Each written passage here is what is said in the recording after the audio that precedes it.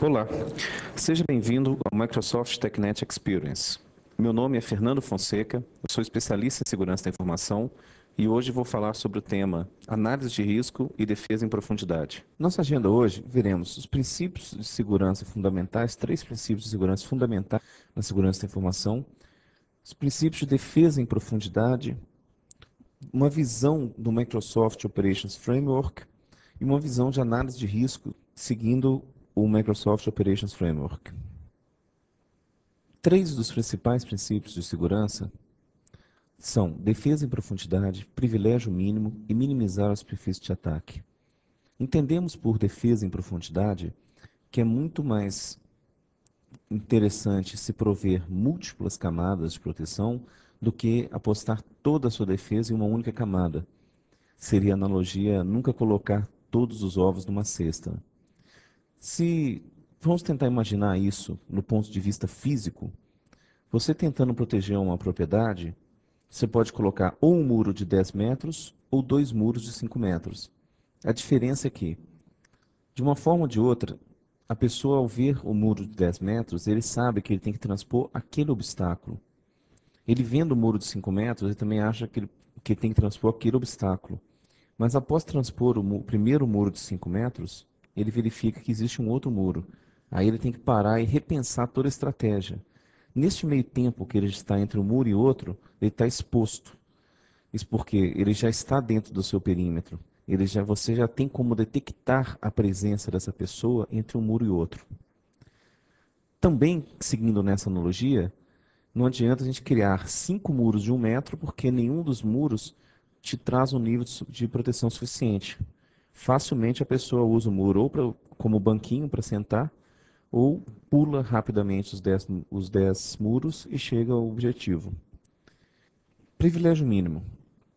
O objetivo desse princípio é garantir que as pessoas tenham apenas os privilégios necessários para executarem suas tarefas.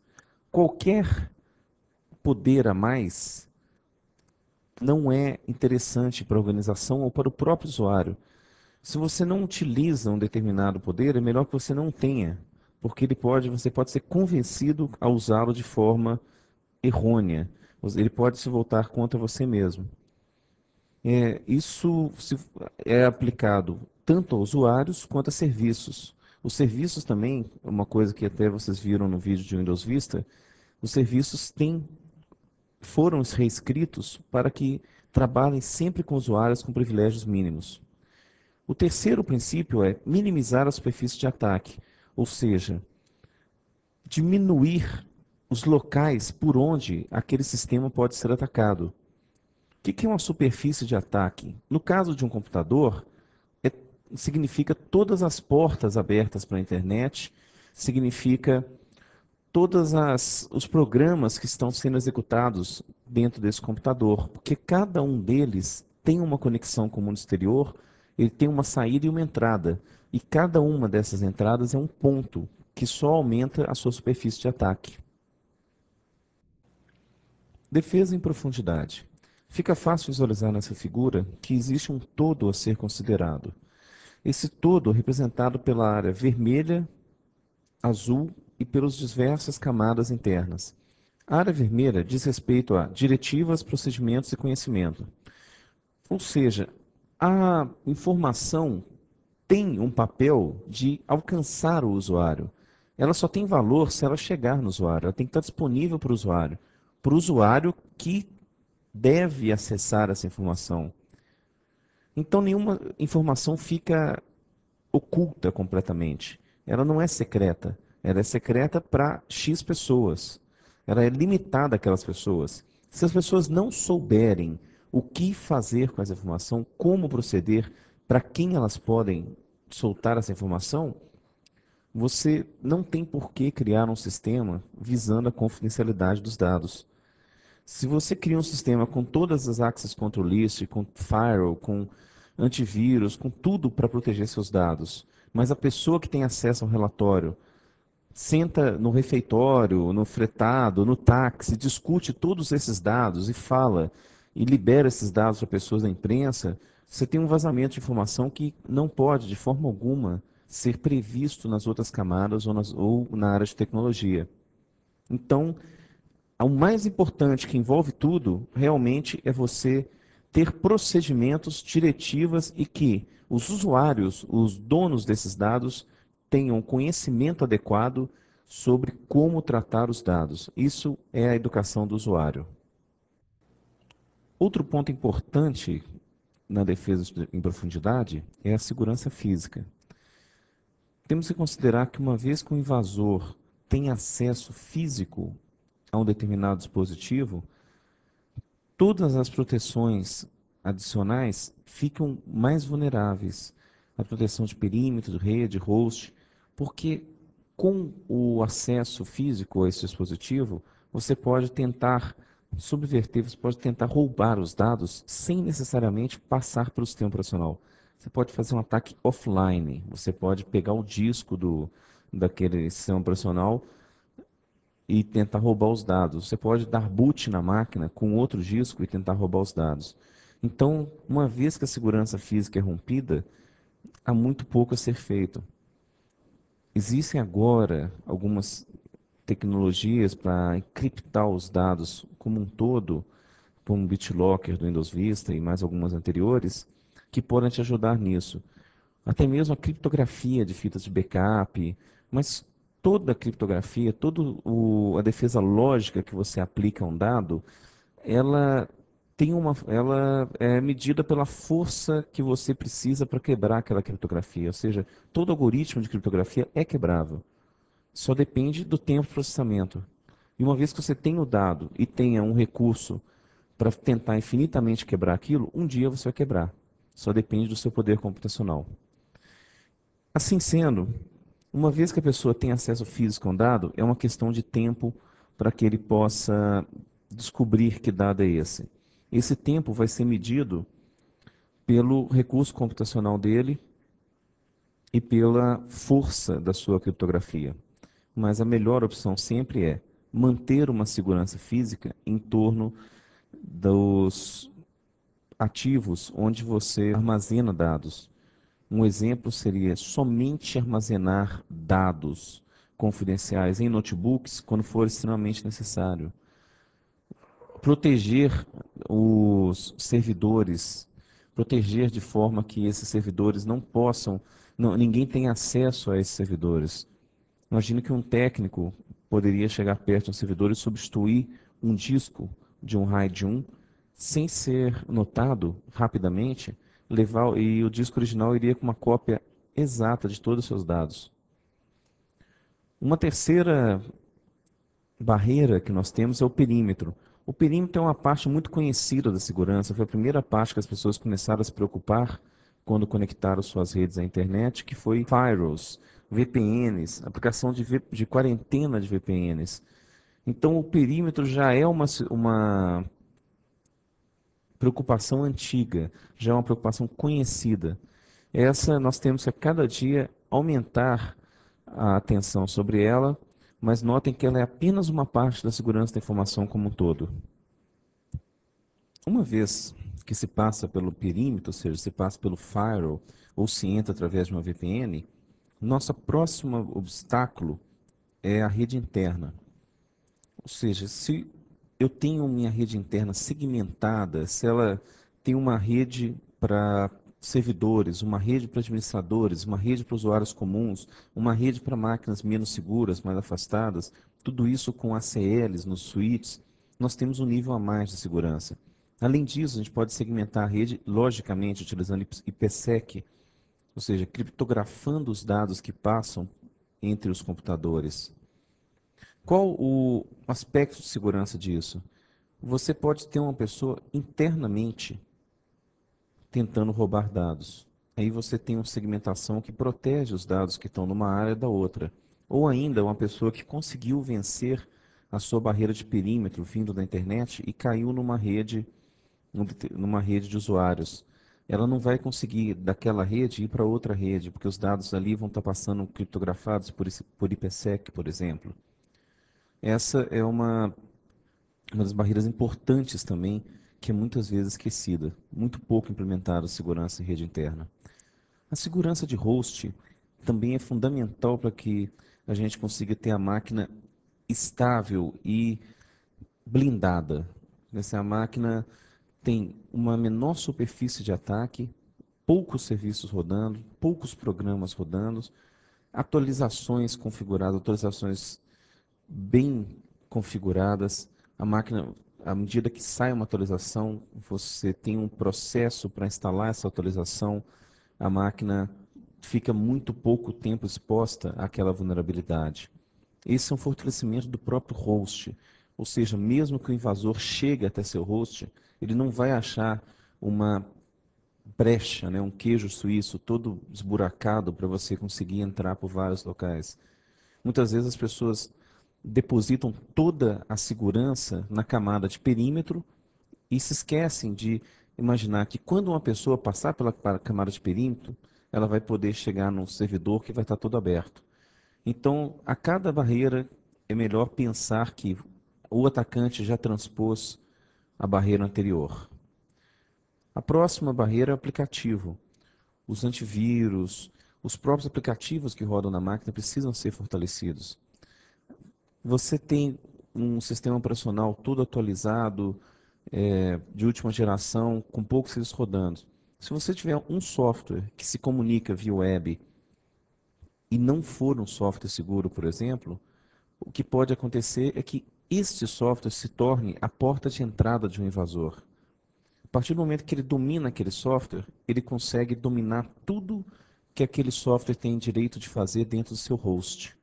Essa é uma preocupação na camada de aplicativo, que pode ser também fortalecida pela camada de perímetro, pela camada de host, mas a camada de aplicativo tem que ser lembrada, você tem que ter uma visão de segurança de tudo que roda dentro do seu computador e, principalmente, procurar se informar sobre vulnerabilidades em todos os programas que são executados dentro do seu computador. Existem serviços especializados onde você se cadastra mostrando todos os softwares que você tem na empresa e sempre que algum desses softwares tem uma vulnerabilidade anunciada, eles te mandam um e-mail anunciando que um dos aplicativos da sua empresa possui uma vulnerabilidade. Por último, chegamos à camada de dados. Uma vez que a pessoa conseguiu passar pelo seu perímetro ou passar pela sua segurança física, chegou na rede, passou pela sua rede interna, conseguiu subverter seu host ou seu aplicativo, ele chega nos seus dados. Se os seus dados tiverem uma criptografia aplicada ou uma access control list simples, uma access control list de uma própria pasta NTFS, você tem uma camada adicional, porque algumas vezes a pessoa vai chegar ao seu host, mas vai chegar sem os privilégios de administrador. Ela pode, por exemplo, subverter um serviço da camada de aplicativo e chegar lá rodando com as credenciais daquele serviço.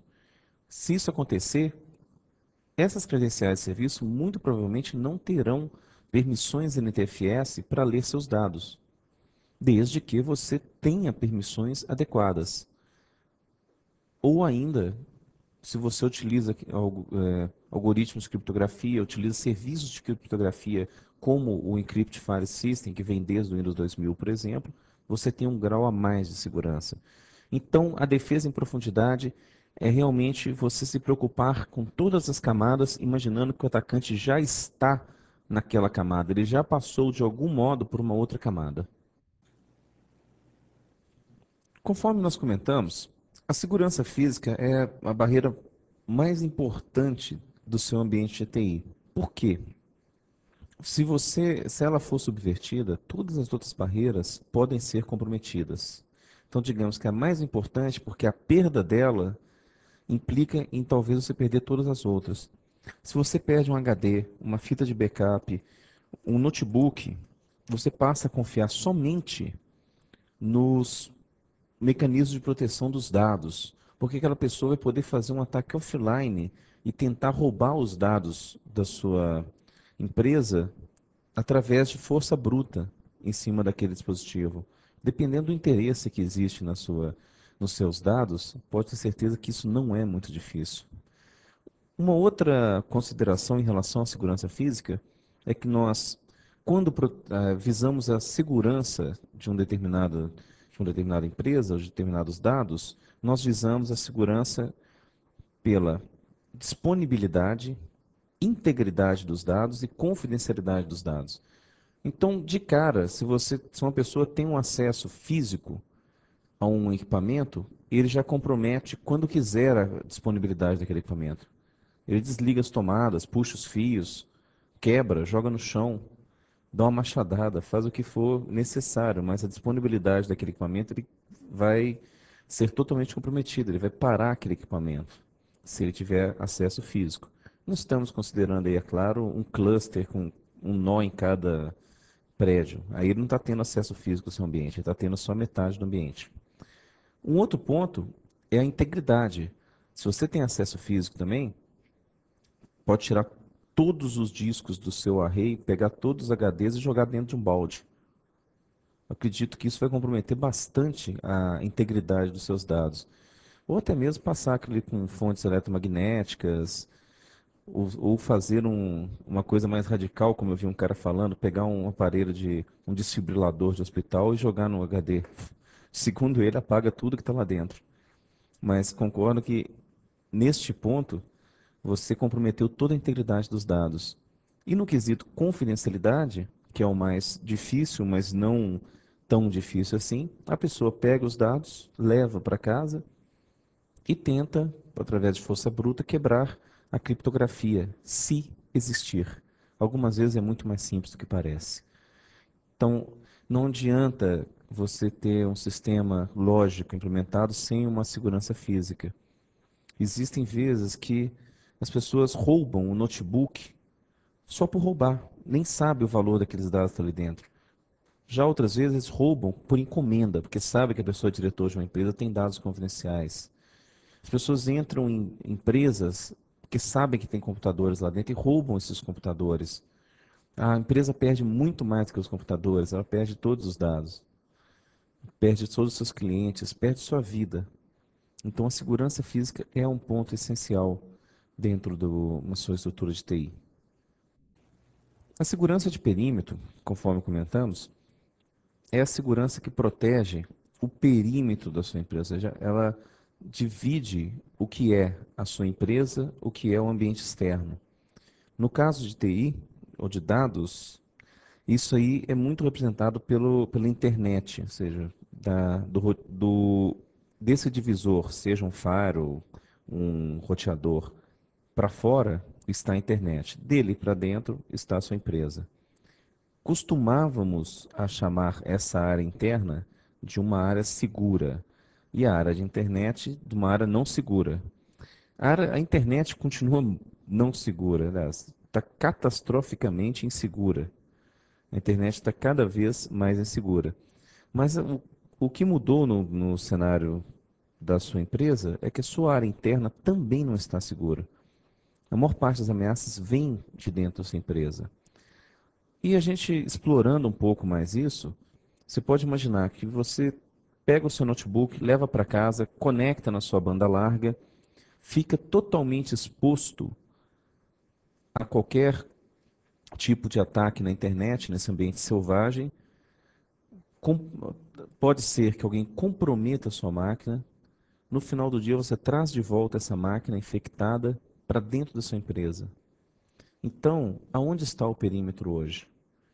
Isso sim, é uma coisa a ser considerada. Você pode considerar hoje que o perímetro, você tem que isolar completamente seus servidores, deixar que só passe, você tem que vigiar todo o tráfego que vai de qualquer outro computador para os seus servidores. Você pode ter consultores entrando com computadores dentro da sua empresa. Você pode ter também, como está nesse gráfico, o usuário remoto, que está em casa, num ambiente selvagem, se conectando à sua empresa através da internet. É claro que você vai ter um equipamento, uma VPN, alguma coisa para trazer esse usuário para dentro, mas é importante que você verifique se esse usuário pode ou não se ele, utilizar a sua rede, se ele está em conformidade com as suas normas. Filiais também. As filiais são um problema em dois sentidos. Supondo que você tenha numa filial alguma réplica de alguns dados da sua matriz. Você imagina que a segurança física dessa filial, se ela não for tão forte quanto da matriz, as pessoas vão procurar os dados da filial. Um outro ponto é que se você não tiver o mesmo procedimento criado na sua matriz para a sua filial, essa filial pode ser comprometida e depois entrar, comprometer a matriz, porque existe implicitamente um grau de confiança entre as empresas parceiras ou entre as filiais, como está nesse desenho também mostrando os parceiros de negócio. Existem algumas empresas que têm links que não passam por firewall para poder interligar suas filiais e seus parceiros, porque eles confiam nas filiais e nos parceiros. Eu, particularmente, não considero uma prática muito saudável. Acho que você deve ter um firewall para todos os pacotes que chegam de todos os parceiros e filiais, para um que chega na internet e para um para a rede interna, isolando completamente sua rede de servidores. Mas tudo depende do ambiente e dos recursos utilizados para isso. Então, perímetro fica sendo. Perímetro sempre foi aquilo que você quer proteger. Só que antes você pensava em proteger sua rede interna. Hoje você tem que proteger seus dados da sua própria rede interna. A camada de rede interna é uma camada um pouco negligenciada hoje em dia. Você vê que as pessoas não costumam a criar ACLs, segmentando as redes para um departamento de marketing, vendas, finanças. Às vezes você tem uma rede que tem uma rede sem fio. Então, cada um desses departamentos tem um nível de segurança diferente. Não é interessante para o departamento de marketing que os projetos deles fiquem passando pela mesma rede que o equipamento que uma rede sem fio. Uma pessoa pode invadir essa rede sem fio, dessa rede invadir uma máquina, tomar essa máquina e tentar ler o que está no cabeamento. Isso é uma coisa que pode acontecer. Então, um nível adicional de segurança na rede interna é você segmentar cada um dos departamentos ou segmentar as estações pelo grau de segurança associado a elas. A camada de dados é uma das camadas mais importantes e é outra camada também negligenciada. As pessoas aplicam todos os seus esforços, às vezes segurança física ou segurança, principalmente segurança de perímetro, mas esquecem de aplicar algum recurso na camada de dados. O que seria algum recurso? Você pode criptografar esses dados, criar access control lists. Ou seja, você vai lá na pastinha e fala assim, só o Fernando pode acessar essa pasta. Pense que existem usuários legítimos da sua rede que não têm acesso legítimo a um determinado dado. Se você não pegar uma pasta com dados confidenciais e deixar bem claro quem são as pessoas que podem acessar esses dados, você pode ter um navegante, um usuário que está lá com pouco serviço, que vai estar passeando pela sua rede, entrar numa pasta dessa e verificar dados confidenciais, dados sensíveis da sua empresa que podem posteriormente vazar para fora da empresa. Então, é aconselhável que você tenha muito cuidado na criação dos grupos, na seleção dos usuários que estão em cada grupo e na criação das listas de controle de acesso, que são as listas de usuários que podem acessar cada arquivo ou cada pasta. Além disso, existem recursos de criptografia, como o EFS, que é o Encrypt File System. Você também, pela pastinha lá, você vai em opções avançadas e consegue criptografar esses dados. Microsoft Operations Framework, ou MOF, como é conhecido. O MOF é um conjunto de instruções, um conjunto de boas práticas que a Microsoft disponibilizou para se gerenciar o dia a dia de uma rede Windows, ou de todo um ambiente Windows. O MOF é baseado no ITIL e ele visa a sua parte de operações, como eu tenho uma operação eficiente. Primeiro passo da nossa operação é realmente o planejamento. Ou seja, criar uma equipe para poder planejar aquela operação, modelar todas as ameaças que nós temos no nosso ambiente e criar um plano de gerenciamento de risco. Isso é uma parte da segurança que está dentro da operação. É como o CBK da ISC Square define Operation Security. Como que eu vou cuidar da minha operação, cuidar do ongoing, né, do dia a dia da minha empresa de forma segura? Primeiro, criando uma equipe, modelando quais são as ameaças naquele ambiente, no meu dia a dia, a partir daí criar um plano de gerenciamento de riscos.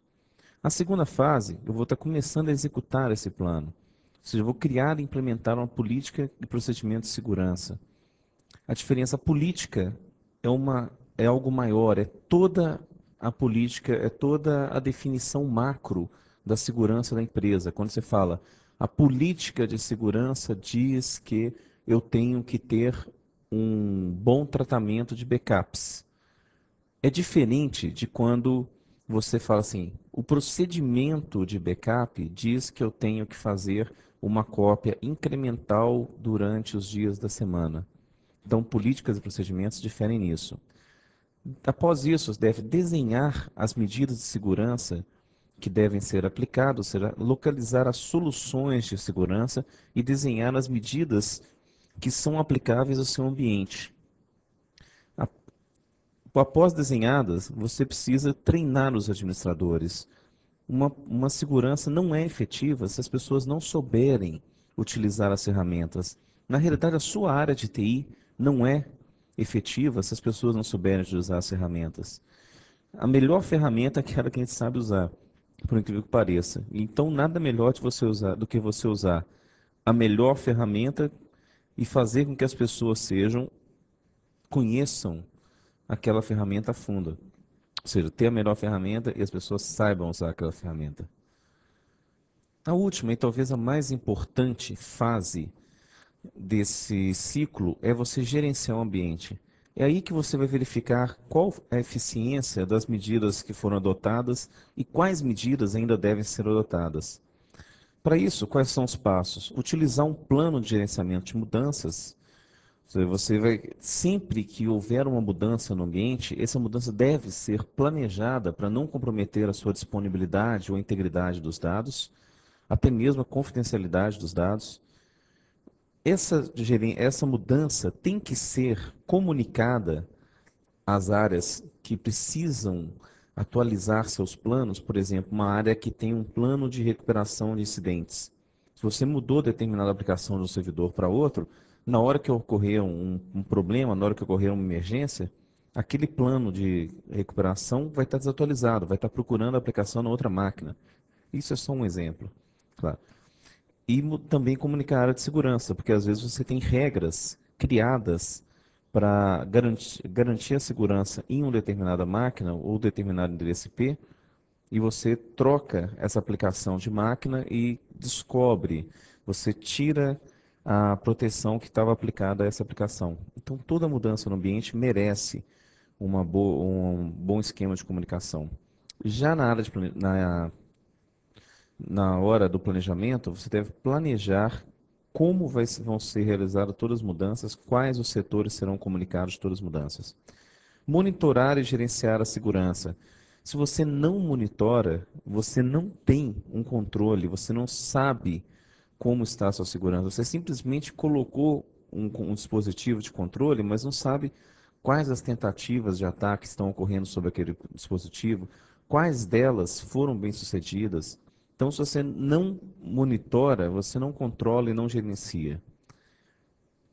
Suportar as operações diárias. Ou seja, você tem que ter procedimentos que facilitem as suas operações diárias. Você tem que. Serviços é algo que, para você tentar padronizar, você tem que ter procedimentos bem desenhados.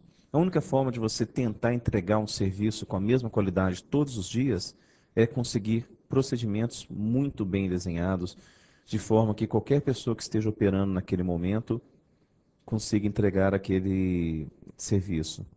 Lembre-se, um dos desafios é transformar serviço em produto. Se eu estou entregando um produto e quero garantir a qualidade desse produto, e esse meu produto é um serviço, os procedimentos que suportam as operações diárias têm que ser perfeitamente documentados. Otimizar políticas e procedimentos de segurança. Uma vez que você está gerenciando, o ambiente todo está lhe fornecendo um feedback sobre o sucesso ou não das políticas que foram adotadas. Se você fechar os olhos a essas informações, vai estar perdendo uma oportunidade de aperfeiçoar cada vez mais as políticas, criando novas políticas ou novos procedimentos, ou melhorando os procedimentos e políticas. Então, a fase de otimizar políticas é uma consequência direta de você monitorar e gerenciar a segurança. Como o MOF gerencia o risco dentro da sua empresa? O MOF vive isso em 5 fases distintas. Primeiro, nós temos que identificar. Se eu não acho que determinada ação é um risco, eu nunca vou tentar analisar o risco dela. Nós temos que identificar todos os pontos de entrada para tentar analisar os riscos envolvidos naquela operação ou naquele ponto de entrada. No segundo estágio, é preciso analisar, exatamente analisar qual o impacto daquilo, qual a chance daquele risco se materializar e qual o impacto daquilo no seu ambiente. No terceiro estágio, se planeja qual a ação a ser tomada. Uma vez que eu já conheço o risco, conheço o impacto, eu tenho que analisar o que eu vou fazer, qual a ação que tem um custo efetivo para este risco. Posteriormente, tem as ações de rastrear para verificar se houve uma mudança naquele risco. Dentro de um tempo, eu posso ter um determinado risco totalmente mudado, totalmente eliminado por um determinado fabricante. O fabricante pode me mandar uma correção para o meu software que elimine esse risco, ou esse risco pode se agravar. É necessário rastrear as mudanças nesse risco. Por último, controlar como está a proteção aplicada a esse risco. Controlar como que a proteção que foi aplicada a esse risco está se resolvendo o problema ou se ela está deixando que o risco se materialize. Para se gerenciar de forma eficiente as suas ameaças, os seus riscos, é necessário que se conheça cada uma das categorias de risco. A primeira categoria é o spoofing, ou seja, você falsificar, fingir ser outra pessoa. Isso pode acontecer de várias formas. Por exemplo, um e-mail que você recebe um e-mail do Bill Gates, ou um e-mail da Nicole Kidman, coisas que geralmente não acontecem, pelo menos comigo não. Ou, por exemplo, uma pessoa utilizar de uma credencial de uma pessoa, uma senha de outra pessoa, para poder entrar, utilizar um programa ou acessar um arquivo. Isso é um spoofing.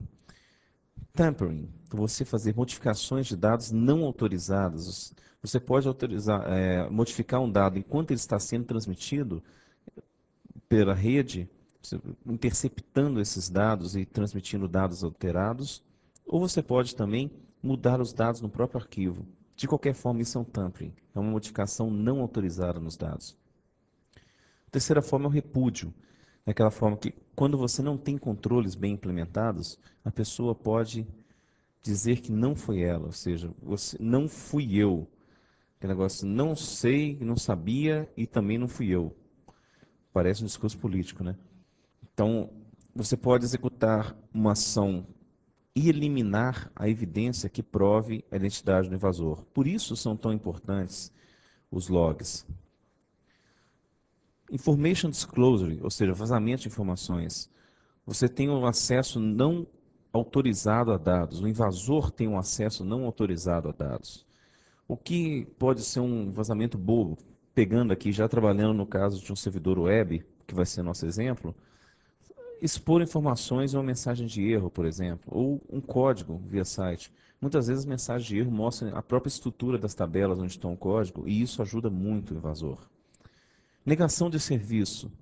Evitar que usuários legítimos, ou seja, aqueles usuários que deveriam estar comprando no seu site, tenham acesso ao seu serviço. Os usuários tentam acessar um determinado serviço e não conseguem porque alguém está atacando, inundando a rede com pacotes SIM, por exemplo, ou com pacotes SMP falsos. Isso faz com que o sistema perca tempo atendendo essas requisições que são falsas e negue serviço para os usuários verdadeiros.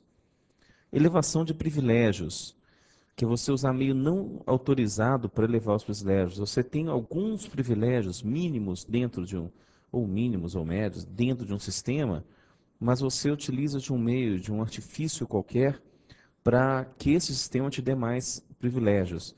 Um exemplo disso é o estouro de buffer, que é a causa da maior parte dos vermes, né, dos worms.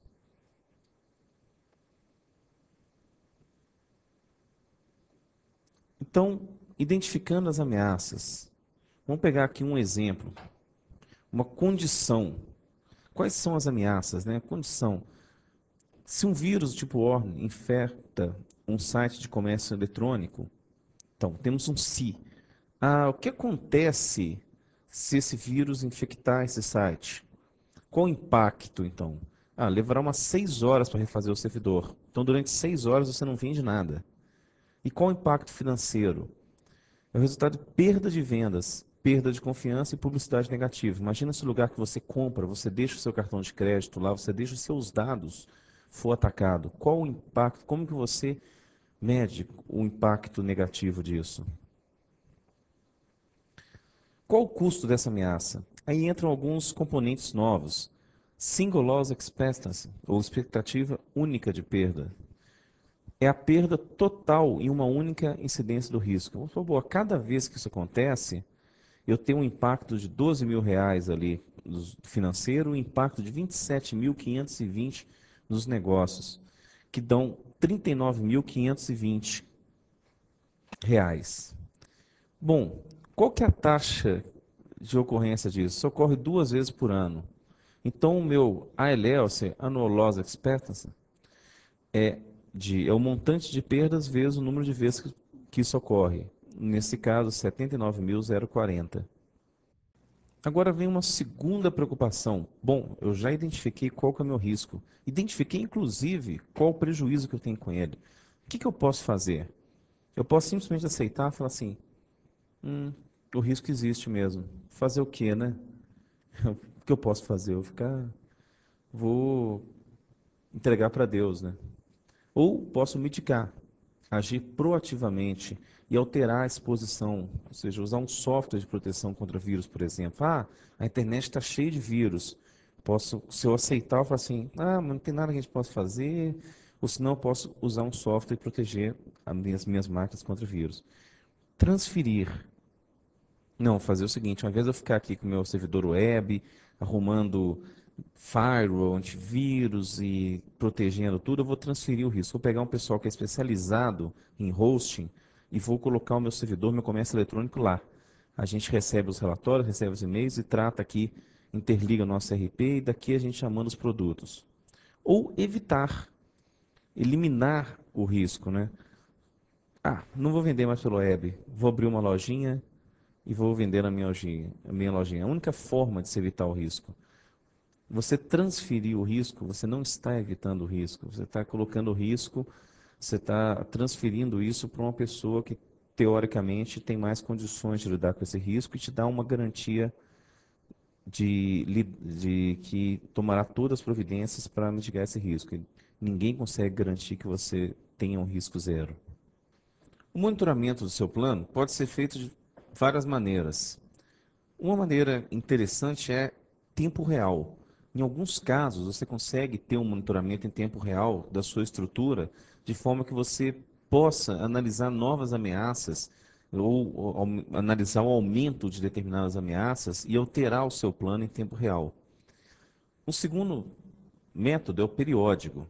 Você já na criação do plano, você determina que trimestralmente, por exemplo, haverá uma revisão para ver se aquele plano continua eficaz quanto às ameaças. Ou o pior de todos, um método assim muito encontrado, é aquele assim, não deu problema, não mexe. Agora deu problema, vou mexer. Eu já vi algumas pessoas falar assim, não mexe no que está funcionando. Então, esse eventualmente é quase tão bom quanto você não ter um plano. E, por último, a atualização dos seus planos. Você tem que criar controles que te possibilitem atualizar os fatores de risco para o seu plano, a sua análise de risco, que às vezes aumenta a incidência de determinada ameaça ou diminui a incidência de determinada ameaça, ou de acordo com o seu negócio, uma determinada ameaça pode aumentar o prejuízo. Então você tem que analisar além dos fatores novos de risco, analisar novamente o que esse risco representa para você, o que ele representa em possibilidade e em prejuízo. Atualizar as estratégias de gerenciamento de plano e contingências, ou seja, como que eu vou gerenciar todo esse meu plano de segurança, como que eu vou agir caso haja algum problema, tudo isso deve ser atualizado de tempos em tempos. E atualizar também os processos para monitorar a segurança, principalmente. Eu tenho que analisar se uma nova ameaça está acontecendo, eu sei que existe uma nova ameaça, eu tenho que atualizar os processos que podem identificar uma nova ameaça. Eu preciso que esses processos sejam atualizados para que sejam eficientes contra a minha nova ameaça. Também entra aí a parte de soluções novas. Poxa, como eu estou pensando em mitigar o meu risco, eu tenho que analisar também se existe uma solução nova que ajude esse risco. Aqui nós temos os recursos do TechNet, onde podem ser encontradas maiores informações, que seria o próprio TechNet, o site do TechNet, os fóruns de discussão no TechNet, os Virtual Labs com máquinas para você testar os produtos, o Webcast TechNet, o Microsoft TechNet Subscription, claro, as academias online também. Bom, chegamos ao final do nosso vídeo. Espero que você tenha gostado e que essas informações sejam úteis no seu dia a dia. Muito obrigado.